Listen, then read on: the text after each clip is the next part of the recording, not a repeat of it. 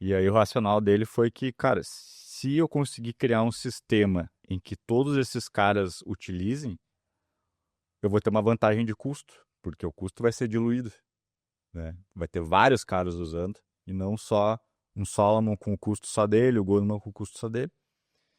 Então e aí ele pensou, cara, e outra, né? Eu tenho 10 milhões de dólares, eu não quero ele tinha 39 anos nessa época. 10 milhões, eu não quero me aposentar, o que eu sei fazer? E tem essa oportunidade. Aí então que ele começa, aí ele chama mais 3 sócios, que era do Solomon também, e começa a Innovative Market Systems. Que da hora. Um nome mais genérico impossível. Parece TechPix. Horrível. E o nome do terminal que ele faz depois, né? Market Master. Market Master. Horrível, né? Horrível também. Zero identidade, O né? cara não era marqueteiro, né? Primeiro. É. O Exatamente. foco dele não era Se isso. eu não me engano, o nome, o The Bungler, o pessoal que comprou o terminal começa a chamar, não é? Uma coisa assim? Sim. O pessoal começa a chamar de Bloomberg. Alguém pergunta, como é que é aquelas máquinas que o Michael Bloomberg vende? Ah, os Bloomberg. É. Ah, é por isso? Pô, que legal. Ele falou, pô, e nada melhor do que ter teu nome nome, também, né? Sim. Que ele viu que A máquina do Bloomberg, provavelmente do Bloomberg. E os caras, ele falou, e os meus concorrentes, todos Ó, os velho. caras tinham um nome também no produto deles, só que eles todos já morreram, né? Reuters, Dow Jones, né, que eram dos dois, todos já tinham morrido. Ele falou, eu vou botar Bloomberg, ainda tô vivo. Mas aí que tá, ele, já no fim de 81, ele pega um escritóriozinho em Nova York, abre uma conta, $300 mil dos 10 milhões, e convida esses caras para tocar junto. E no início eles fazem umas consultorias para alguns bancos só para pagar as contas. Tá? E o primeiro cliente, daí, sem ser consultoria, já é em 82. Que ele consegue uma reunião com o Ed Moriarty, que era o head da divisão de mercado de capitais da Merrill Lynch. Essa história é boa, Greco. É. E acaba sendo uma lição também de vendas, né? Isso que eu não entendo nada de vendas, né? Mas eu achei legal. Que daí ele consegue essa reunião, primeira, né? Ele vai na reunião sozinho, só ele, no Merrill Lynch, que Merrill Lynch também era um banco de investimento gigantesco. E aí esse cara tá cercado de traders, programadores, advogados, né? Numa mesa, imagina, em Wall Street, assim, gigantesca. E o cara fala, tá aí, Bloomberg, fala aí o que tu quer. E aí ele faz o pitch dele, fala, hoje é assim, eu posso te fornecer as curvas de juros, posso te fornecer mercado de futuro, cenários, né? O what if cenários, se o spread sobe para tanto, tu vai ter isso. Todo o pitch dele, do que ele pensava na Bloomberg, inicialmente só para renda fixa, tá? Bonds. E aí o cara fala assim, tá, legal. Daí ele pergunta pro desenvolvedor dele, o que tu acha disso? Aí ele falou assim, muito legal, mas eu acho que a gente consegue fazer isso em casa. Consegue fazer isso internamente. E aí o cara pergunta, mas em quanto tempo, né? O Ed Moriarty pergunta, em quanto tempo tu consegue entregar isso aí? Ele falou, olha, se tu não me passar mais nenhuma demanda, a gente começa a fazer em 6 meses. Começa. E aí o Bloomberg entra na hora e fala, eu te entrego isso em 6 meses, pronto, e se tu não gostar, não precisa me pagar. No-brainer, né? Tanto é que aí o Ed Moriarty, que é o tomador de decisão, fala, não, fechado. E saiu da reunião. Ele falou não era Diria como... os gaúchos, que peitaço, né? Peitaço, Que né? peitaço. 6 Não meses... tinha nada desenvolvido. Não tinha nada desenvolvido. Não, ele precisava do Merrill Lynch para desenvolver também. Exato. Porque o que ele fazia, justamente, como a informação estava totalmente descentralizada nos bancos de investimento, ele precisava pegar a informação do banco, entendeu? Para criar o sistema. Uhum. Então era uma troca também, de certa maneira, né? Mas aí fica a lição de vendas, né? O que hoje em dia, né, o próprio, não sei se alguém conhece, o Alex Hormozi, que é um cara de hoje em dia, mas que eu gosto, assim, que ele fala bastante sobre vendas e ele fala assim, cara, tua oferta ela tem que ser tão boa que o cara tem que se sentir estúpido se ele não aceitar. Foi isso que aconteceu, né? Tipo assim, meu, ele não, o Merrill Lynch não tinha downside nenhum, não tinha por que não, né? E aí aceitou, né? Foi assim que ele consegue o primeiro grande contrato, né? E aí, então ele promete os 6 meses, ele ganha um pouquinho mais de tempo entre a assinatura do contrato e tal, ele ganha mais uns 2, 3 meses. E o primeiro contrato foi, então, 22 terminais Bloomberg por um valor $600 mil, mais $1.000 por mês de cada terminal. Esse foi o deal, tá?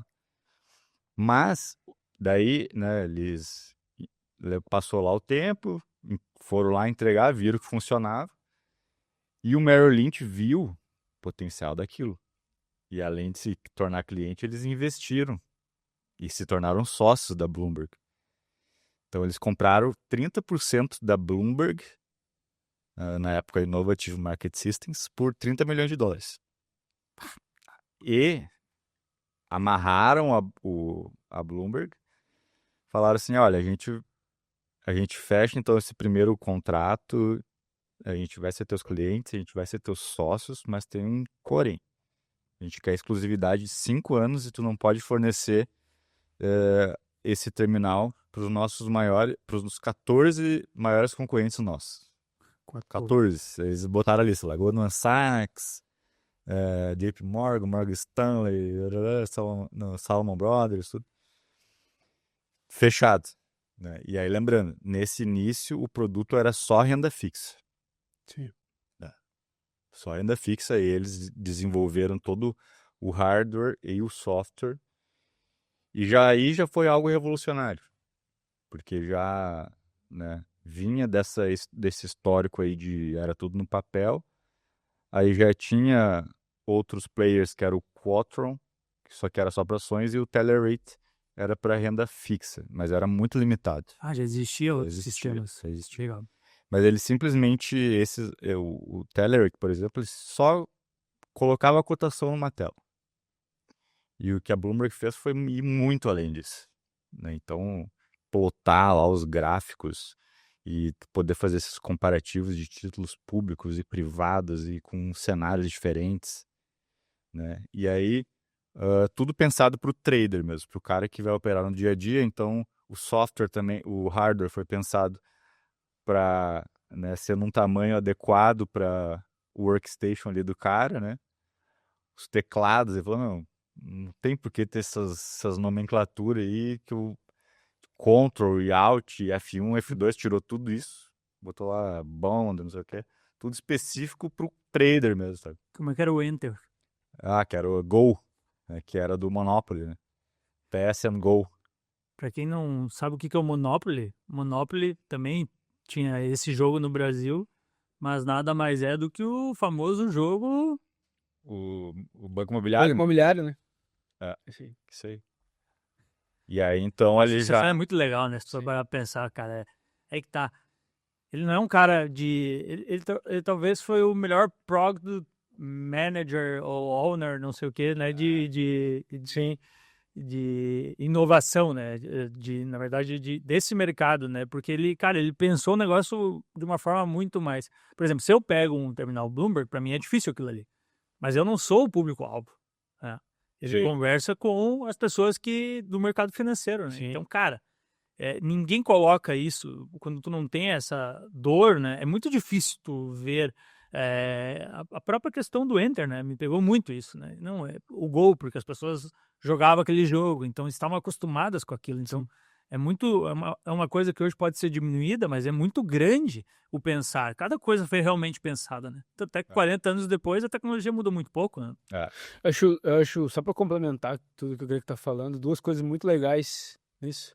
Primeiro que é a história dele ter feito isso antes da internet. Que Então ele negociava com as operadoras de telecomunicação para ter um leasing de um cabo dele, literalmente o cabo dele que ia lá do servidor dele, no escritório dele, da Bloomberg, onde ele armazenava os dados e distribuía para o banco. Meu Deus. Então era assim que ele fazia. É. Então era desse jeito. Isso é muito, já é muito revolucionário. E pensar grande, né? É. Porque, meu Deus, aí é questão de estrutura física, entendeu?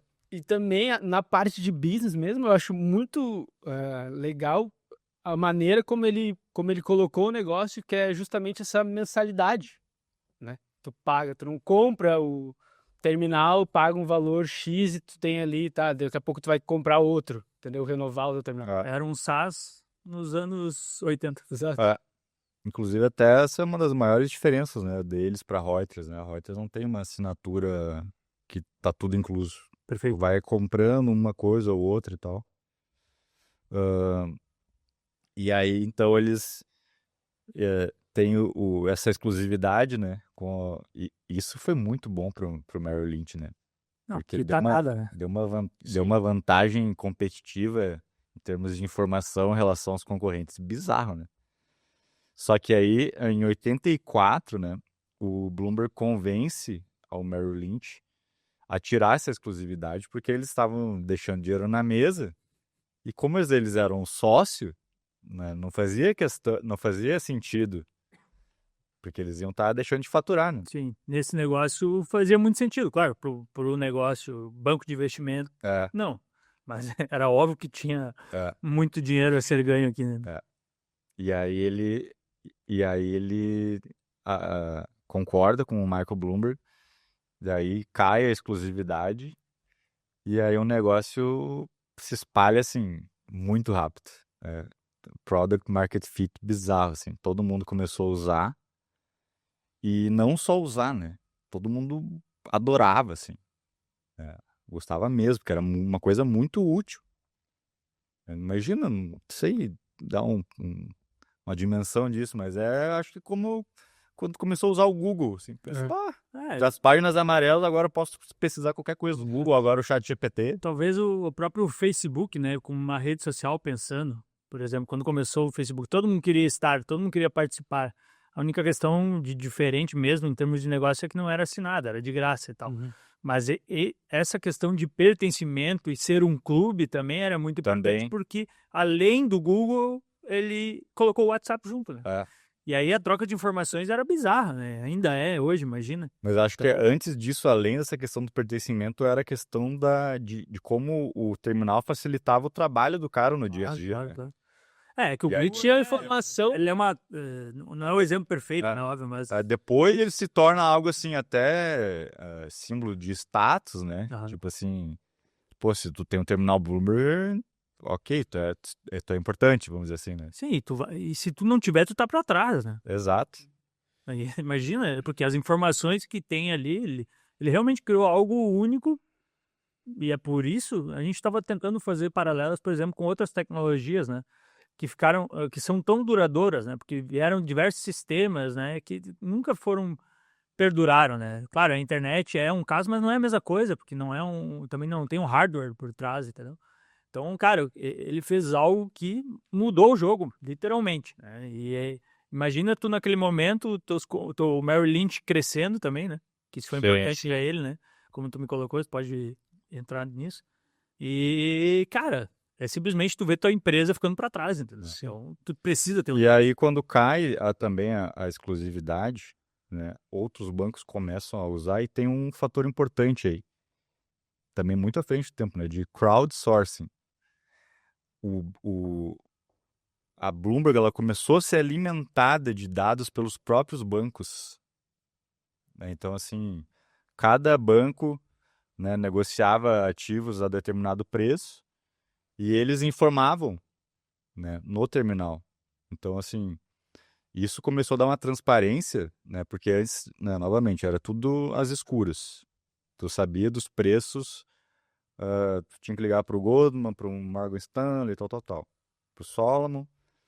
De repente, está na tua tela ali o preço de todo mundo. E o preço do ativo em si, né? Sim. Então, hoje, o que tu vê no home broker, né, de ali, compra e venda, né? Ask and bid. Isso não tinha antes. Então, tu vê hoje no home broker, todas lá as ordens, vamos dizer assim, Petrobras, 30 reais, tá? E tem ordem de compra, tem ordem de compra de 1.000 ações pelo BTG Pactual, Tá.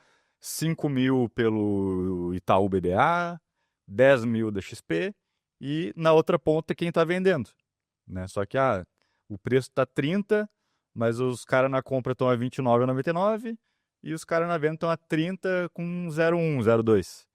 Isso hoje é a coisa mais normal que tem, mas na época não era assim. Então tu imagina a ineficiência, a falta de transparência, quanta gente não ficou para trás, né, dos caras colocar uns spreads gigantes, Sim. né? Fundo de E aí pensão. tu tinha que calcular tudo na mão, né? Então até não vale entrar nesse ponto, mas o renda fixa, os títulos não são tão simples quanto parece, tá? Tem yield to maturity, tem um monte de cálculo que tu precisa calcular, né? No sentido de, cara, se muda uma variável aqui, né, o cupom, um monte de coisa, o preço de face, muda tudo. Então, antes os caras tinham que ligar para cada corretora, para cada dealer e calcular na mão, né? E aí, de repente, chega a Bloomberg te entregando todos os dados que tu precisa em 1 segundo. Né? Então, assim, cara, foi revolucionário mesmo, sabe? E aí também tem uma questão que pega muito na Bloomberg, que são as estimativas, né? As previsões, os economistas, os analistas, né? Então, por isso que tu vê, assim, às vezes, agora, quando teve resultados, empresa tal lucrou 1 bilhão, né? Lucrou 1 bilhão no trimestre, que foi um crescimento de 20%, mas a ação caiu 10%. Porque cresceu 15%, mas a expectativa era que crescesse 15, 20, vamos dizer. Uhum. E essa expectativa está tudo na Bloomberg.